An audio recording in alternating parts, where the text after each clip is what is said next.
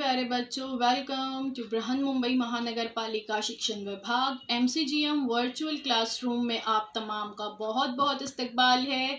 और जैसे कि आपको पता है कि स्कूल्स हमारे फिलवक्त बंद है, लेकिन तालीम का सिलसिला रुका नहीं है, थमा नहीं है। और जो है हम आपके सामने रोज़ बरोज़ जो है नए नए लेक्चर्स के साथ जो है हाजिर होते हैं। तो वैसे ही आज का हमारा एक नया इंटरेस्टिंग सेशन लेकर हम आए हैं आपके साथ, और मैं हूं आपकी मौलमा शेख ज़रीन सबा। तो चलिए शुरुआत करते हैं हमारे आज के सेशन की। चलिए देखते हैं हमारा आज का टॉपिक। आज हम देख रहे हैं माहौली निज़ाम में तवानाई का बहाव, energy flow in an ecosystem. आपकी किताब का ये चैप्टर नंबर 7 है, सबक नंबर 7। इससे पहले के असबाक हमारे यूट्यूब चैनल पर दस्तियाब है। आज जो है हमने ये नया सबक शुरू किए हैं, इसलिए ये इसका पार्ट 1 है, पहला हिस्सा है। जमात नहुम के लिए, स्टैंडर्ड 9th के लिए मजमून है साइंस, और मैं हूँ आपकी मौलमा Zareen Saba from MCGM virtual classroom Mumbai.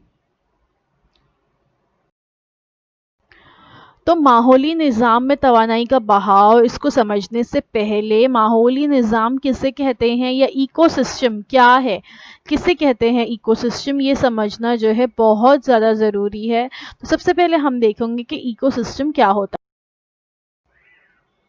माहौली निज़ाम से क्या मुराद है, आपकी किताब में भी सबक की शुरुआत जो है सवाल से होती है। आप पिछली जमात में पढ़ चुके हो माहौली निज़ाम किसे कहते हैं। What is an ecosystem. System का मतलब है regularly interacting and interdependent components forming a unified whole. और इकोसिस्टम होता है an ecological system, a community and its physical environment treated together as a functional system. Ecological system जिसमें जो है हमारे एनवायरनमेंट के तमाम भी जितने भी उसमें ऑब्जेक्ट्स हैं, जितनी भी चीज़ें हैं, वो सब एक साथ मिलकर जो है फंक्शन सारे अंजाम देती है। An ecosystem is a biological environment consisting of all the living organisms or biotic component। किसे कहते हैं इकोसिस्टम, जिसमें तमाम बायोलॉजिकल एनवायरनमेंट मौजूद हो, साथ में living organism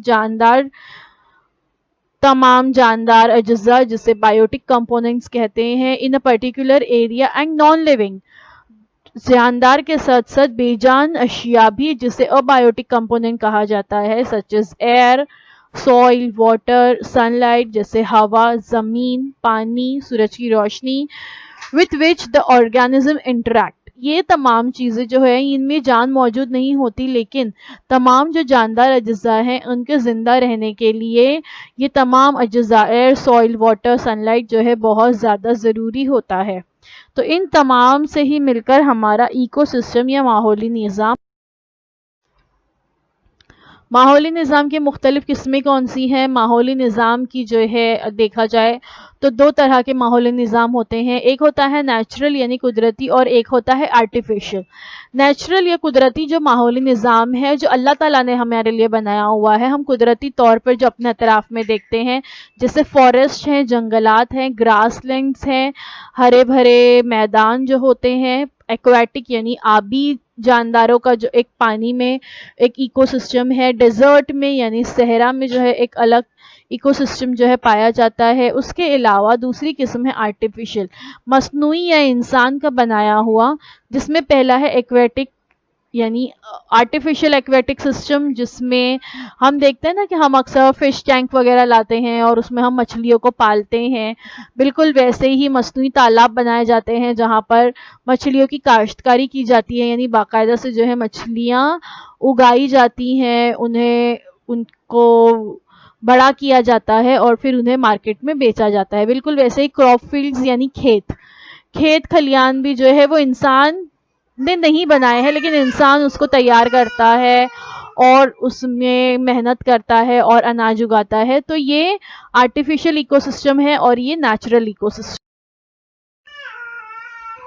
types of ecosystem देख सकते हैं आप लोग नेचुरल इकोसिस्टम में, forest ecosystem, grassland ecosystem, desert ecosystem, और इन तमाम में अबायोटिक और बायोटिक कंपोनेंट्स अलग अलग आपको नजर आएंगे। नेचुरल में marine, ocean, fresh water, lake, समंदर में जो एक इकोसिस्टम पाया जाता है वो अलग होता है, और पानी में या मीठा पानी जो होता है, फ्रेश वाटर्स होते हैं, उसमें जो इकोसिस्टम होता है वो अलग होता है। और आर्टिफिशियल या मैन मेड इकोसिस्टम नीचे दो नज़र आ रहे हैं आपको, एक्वेरियम एक आप दे सकते हो, और दूसरा है क्रॉप फील्ड, जैसे मैं अभी बता रही थी, खेत खलियान वगैरह। तो ये जो है इकोसिस्टम। माहौली निज़ाम के हयाती और गैर हयाती अज्जा में बाहमी अमल तामुल किस तरह होता है? इकोसिस्टम में दो तरह के फैक्टर्स जो है असरअंदाज होते हैं, एक है बायोटिक यानी हयाती अज्जा लिविंग ऑर्गेनिजम्स, और दूसरा है अबायोटिक यानी गैर हयाती अज्जा, या जिसे जो है हम नॉन लिविंग थिंग्स कहते हैं। बायोटिक फैक्टर्स में तमाम किस्म के जानदार, चरिंद परिंद, मछलियाँ, समंदर में रहने वाले जानदार, हवा में उड़ने वाले जानदार, ज़मीन पर रेंगने वाले जानदार, कीड़े मकोड़े, खुर्दबीनी जानदार, सबका शुमार होता है। अबायोटिक फैक्टर्स यानी गैर हयाती या नॉन लिविंग थिंग्स में जो है शुमार होता है मिट्टी, हवा, पानी, पहाड़, ज़मीन, सूरज की रोशनी। तो इन दोनों के दरमियान, बायोटिक फैक्टर्स और अबायोटिक फैक्टर्स के दरमियान तामुल या तालमेल पाया जाता है, बाहमी अमल होता है, जिसकी वजह से हमारा माहौली निज़ाम बिल्कुल दुरुस्त तरीके से चल। Ecology is the study of the distribution of and abundance of organisms. ठीक है, इकोलॉजी में माहौलियात में जो है स्टडी की जाती है ऑर्गेनिजम्स की डिस्ट्रीब्यूशन और उनके अबेंडेंस की, and the flows of energy and material between biotic and abiotic components of ecosystem. इसके अलावा एनर्जी का फ्लो होता है यानी तवानाई का बहाव होता है अबायोटिक और बायोटिक कंपोनेंट्स के दरमियान इकोसिस्टम में, उसका मुताला भी माहौलियात में किया जाता है। तो आज जो है हम यही देखने वाले हैं कि ये तवानाई का बहाव या एनर्जी का फ्लो किस तरह से। सबसे पहले देखते हैं माहौली निज़ाम में तवानाई का बहाव, energy flow in an ecosystem. माहौली निज़ाम में तवानाई का बहाव कैसे होता है? पिछली जमात में तुगज़िये के तरीके की बिना पर जमात बंदी से मुतालिक मालूमात हमने हासिल की कि क्लासिफिकेशन किस तरह से की जाती है तुगज़िये के तरीके के मुताबिक, यानी जिस तरह से इंसान या जानवर जो है खाना खाते हैं उसके मुताबिक क्लासिफिकेशन की जाती है, ये हम पिछली जमात में पढ़ चुके हैं। इस लिहाज से जानदारों की किस्में खुद कफील या गिज़ासाज जिसे प्रोड्यूसर्स कहते हैं, गैर कफील या सारफीन जिसे कंज्यूमर्स कहते हैं, और गंदखोर और तज्जियाकार है, तज्जियाकार यानी डीकम्पोजर्स होते हैं। इस बिना पर जो है उनकी किस्में हैं जानदारों, या पिछली जमात में पढ़ चुके हैं। फिर भी जो है हम एक दफ़ा देख लेते हैं कि खुद कफील ये गिज़ासाज किसे कहते हैं। Begins with sun, green plants use water, carbon dioxide and sunlight to make glucose through the process of photosynthesis. हम जानते हैं कि तमाम नबातात जो होते हैं वो खुद कफील कहलाते हैं क्योंकि वो अपनी ग़िज़ा खुद तैयार करते हैं। कैसे तैयार करते हैं? सूरज की रोशनी, कार्बन डाइऑक्साइड, ऑक्सीजन तो वो खारिज करते हैं, सूरज की रोशनी, कार्बन डाइऑक्साइड और पानी और ज़मीन से जो है उनको नमकियात भी मिलती है। इसका इस्तेमाल करके फोटोसिंथेसिस यानी शुआई तरकीब का अमल होता है जिसमें नबातात अपनी ग़िज़ा खुद तैयार करते हैं। इसलिए नबातात को खुद कफील या ग़िज़ासाज। Producers, plants are called producers because they make their own food inside themselves. अपनी ग़िज़ा खुद तैयार करते हैं, इसके लिए इसको producers कहते हैं। Producers use cellular respiration to supply the energy they need to live. ठीक है, अब देखते हैं गैर कफील या सारिफीन के बारे में, या कंज्यूमर्स जिसे कहा जाता है। Consumers are those who do not make their own food but get it from eating plants और अदर एनिमल्स। गैर कफील, सारिफीन या कंज्यूमर्स वो होते हैं जो अपनी ग़िज़ा खुद तैयार नहीं करते बल्कि अपनी ग़िज़ा जो है वो नबातात से हासिल करते हैं या जानवरों से हासिल करते हैं। दूसरे जानवरों को खाकर वो उन्हें अपनी ग़िज़ा बनाते हैं। गिरद पेश के माहौली निज़ाम में सारिफीन की जो है मुख्तलिफ सतहें हैं, चलिए वो देखते। इब्तदाई सारिफीन, सबसे पहले इब्तदाई सारिफीन आते हैं या जिसे प्राइमरी कंज्यूमर्स कहते हैं, और इन्हें सब्ज़ी खोर भी कहा जाता है। मसलन नाकतोड़ा, गिलहरी और हाथी, ये तमाम जो है कुछ जानदारों की मिसालें हैं। ये खुद कफील या ग़िज़ा साज़ नबातात पर डायरेक्टली इन्हिसार करते हैं और ये उनके पत्ते खाते हैं या उन नबातात को जो है ये खाते हैं और इस तरह से ये ज़िंदा रहते हैं। तो इन्हें जो है इब्तदाई सार्फिन या सब्जी खोर या प्राइमरी कंज्यूमर्स कहते हैं। The organism that consume produces are called primary consumers. वो ऑर्गेनिज्म जो कंज्यूम करते हैं, खाते हैं प्रोड्यूसर्स को, यानी खुद कफील जो है नबातात उनको खाते हैं, तो उनको प्राइमरी कंज्यूमर्स कहते हैं। They are also called herbivorous या प्लांट ईटर्स। हर्बीवोरस या प्लांट ईटर्स भी इनको कहा जाता है, सब्जी खोर भी इनको कहते हैं, क्योंकि ये सिर्फ सब्जियों पर इन्हिसार करते हैं अपनी ग़िज़ा। अगला देखते हैं सानवी सारिफिन या सेकेंडरी कंज्यूमर्स जिसे कहते हैं, इन्हें गोश्तखोर भी कहते हैं। मेंढक, उल्लू, लोमड़ी, ये तमाम जो है गोश्तखोर हैं। ये दूसरे हैवानात से अपनी ग़िज़ा हासिल करते हैं। तब ये जो हैवानात नज़र आ रहे हैं ये घास फूस या नबातात नहीं खाते, बल्कि ये दूसरे हैवानात को खाते हैं। At the third tropical level we have secondary consumers. Secondary या second order consumers are animals that eat other animals, जो दूसरे जानवरों को खाते हैं। These animals are called carnivorous यानी एनिमल ईटर्स, या गोश्त खोर जो है इन्हें कहते हैं, कार्निवोरस भी कहते हैं। सानवी सारिफिन या सेकेंडरी कंज्यूमर्स भी इन्हें कहते हैं, क्योंकि ये दूसरे जो जानवर होते हैं उनको खाकर अपनी भूख मिटाते हैं। आला सारिफिन मसलन बब्बर शेर, ये जो है ये गोश्तखोर हैवानात से अपनी ग़िज़ा हासिल करते हैं। अब ये क्या करते हैं, ये गोश्तखोर जो हैवानात हैं, जो हैवानात गोश्त खाते हैं, ये उनको खा लेते हैं, तो इन्हें दूसरे हैवानात नहीं खाते। इनको टॉप कंज्यूमर इसीलिए कहते हैं क्योंकि अब इन्हें कोई और नहीं खाता है। शेर या शेर बब्बर को कोई और जानवर नहीं खाता। Top consumers are not eaten by any other consumers, they are at the top of the food chain. ये फूड चेन में सबसे टॉप पर होते हैं। They can be primary, secondary और टेरिटरी कंज्यूमर्स। इसमें कभी कभी प्राइमरी भी हो सकते हैं, सेकेंडरी भी, ये टेरिटरी कंज्यूमर्स भी हो सकते हैं, लेकिन ये इनको कोई और जानवर नहीं खाता। ये सबसे ऊपर की सतह में होते हैं, इसलिए इन्हें आला सारिफिन या टॉप कंज्यूमर्स भी कहते हैं। हमाखोर या ओमनिवोरस जिसे कहते हैं, इंसान है, रीछ है या बियर, रीछ को बियर भी कहते हैं। ये जो है हैवानात ये सब्जी खोर और गोश्त खोर दोनों होते हैं, यानी ये सब्जी और ग़िज़ा गोश्त दोनों का इस्तेमाल जो है ग़िज़ा के तौर पर करते हैं, इसलिए इन्हें हमाखोर या ओमनिवोरस कहते हैं। Some animals such as bears eat both plants and other animals. They are both herbivorous as well as carnivorous, यानी ये हार्बीवोरस भी है और ये कार्निवोरस भी होते हैं, तो उनको जो है एक कॉमन नाम दिया गया है ओमनिवोरस। एग्जाम्पल है इंसान, तमाम इंसान जो होते हैं वो, क्योंकि हम जो है गोश्त भी खाते हैं, सब्जी तरकारी भी खाते हैं, दूध भी पीते हैं, तमाम चीज़ें इस्तेमाल करते हैं ना, तो इसलिए हम इन्हें क्या कहेंगे, इंसानों को ओमनिवोरस या हमाखोर कहेंगे। उसके बाद देखते हैं तजज़ियाकार या डीकम्पोजर्स किसे कहते हैं। They break down remains of dead organisms, they play very important role in ecosystem. These decomposers include worms, bacteria, fungi and some insects. तज्जियाकार क्या करते हैं, अब डिकम्पोज ये बहुत अहम फेल अंजाम देते हैं। जब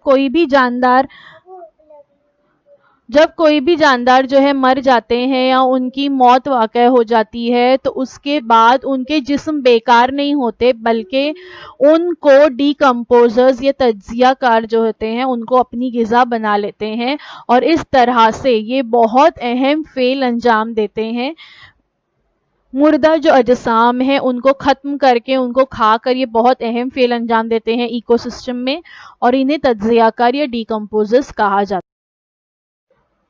तो हमने देखे प्रोड्यूसर्स के बारे में, कंज्यूमर्स के बारे में, डीकम्पोजर्स के बारे में। अब देखते हैं कि ग़िज़ाई ज़ंजीर या ग़िज़ाई जाल में किस तरह से अपने किरदार अंजाम देते हैं।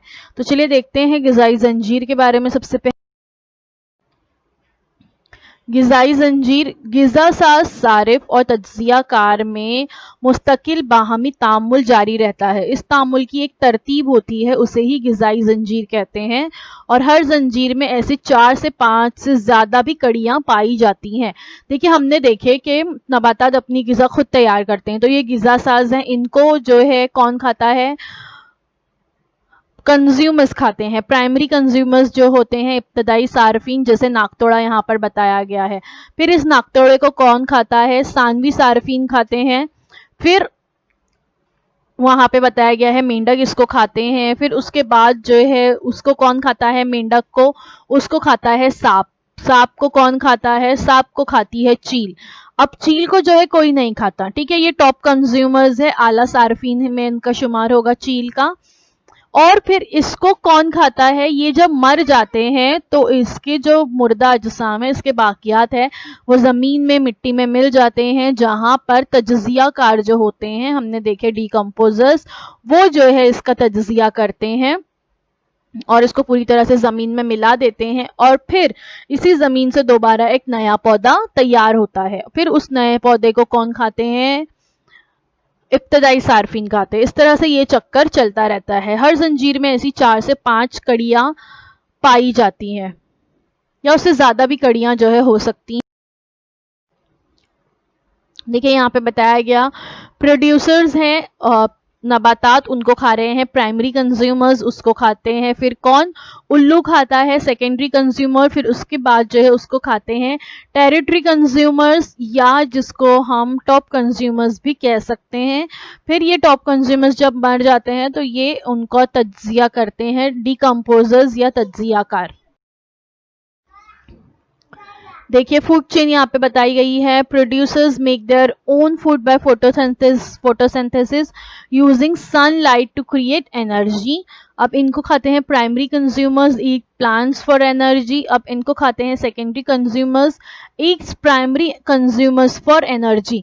अब देखिए ये तमाम एक दूसरे को खा रहे हैं। क्यों खा रहे हैं?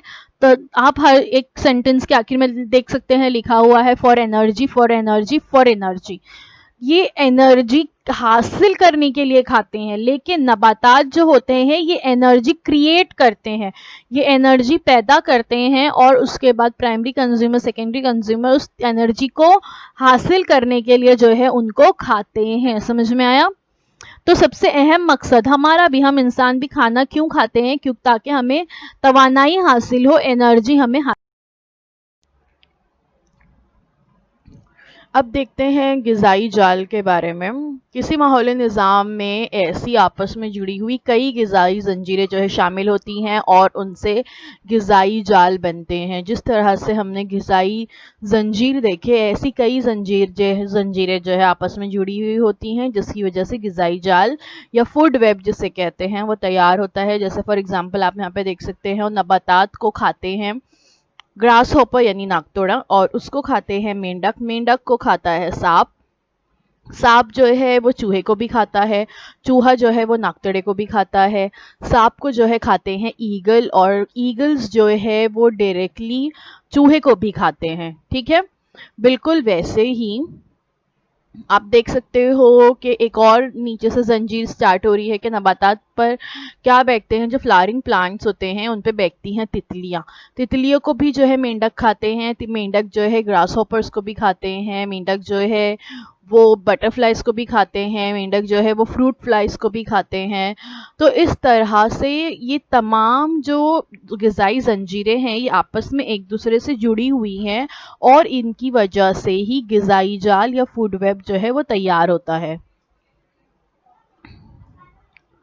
कोई जानदार दूसरे जानदार का सारिफ होता है। मसलन एक कीड़ा जो है कई नबातात के पत्ते खाता है, लेकिन यही कीड़ा मेंढक, छिपकली और परिंदों का शिकार करता है। अगर शक्ल के जरिए इसे दिखाना हो तो खत मुस्तकीम की जो ग़िज़ाई ज़ंजीर है उसकी बजाय कई शाखों वाला जो है पेचीदा जाल तैयार होगा। इसे ही कुदरत में पाया जाने वाला ग़िज़ाई जाल या फूड वेब कहते हैं।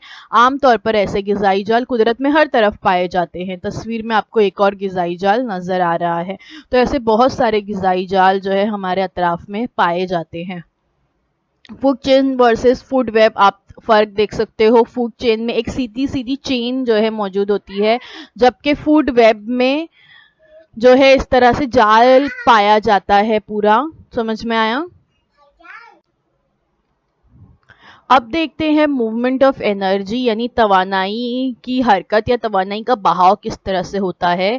The flow of energy is the most important factor that controls what kind of organisms live in an ecosystem and how many organisms the ecosystem can support.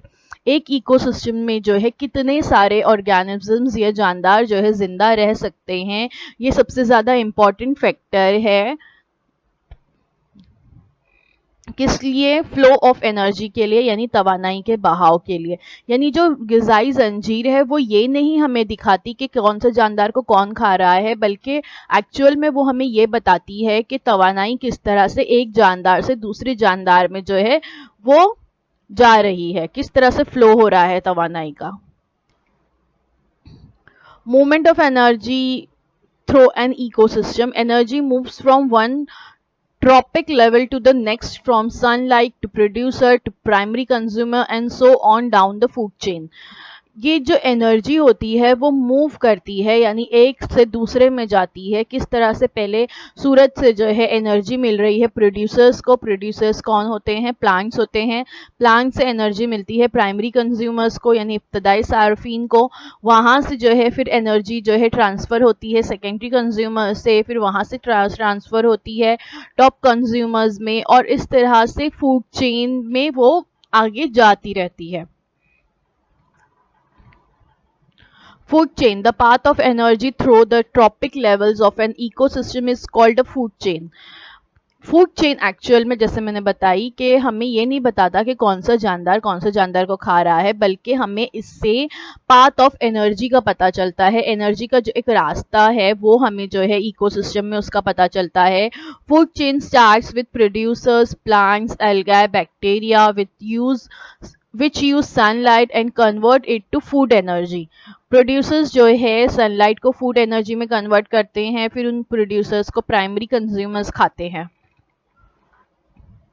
Energy transfer from producers to consumer, the energy that is not used by producers, यानी plants जो energy इस्तेमाल नहीं करते हैं, that can be passed on to organisms, वो दूसरे जानदार में जो है मुंतकिल होती है। that cannot make their own energy, जो खुद energy जो है create नहीं कर सकते। हमने देखे ना, only producers can create their own energy। जो primary consumers, secondary consumers होते हैं वो एक दूसरे पर मुनहसर होते हैं तवानाई हासिल करने के लिए।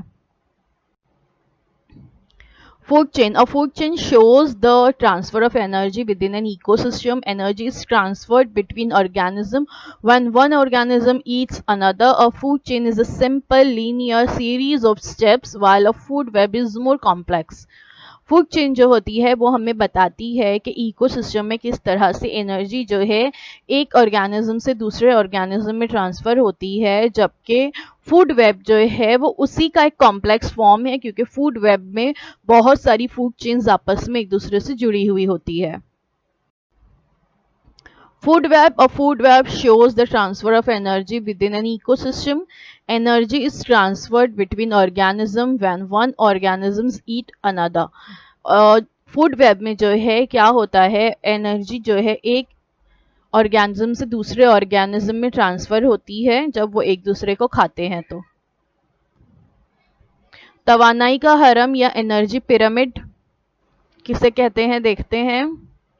तवानाई का हरम या एनर्जी पिरामिड या तुगजियाती सतह, ट्रॉफिक लेवल।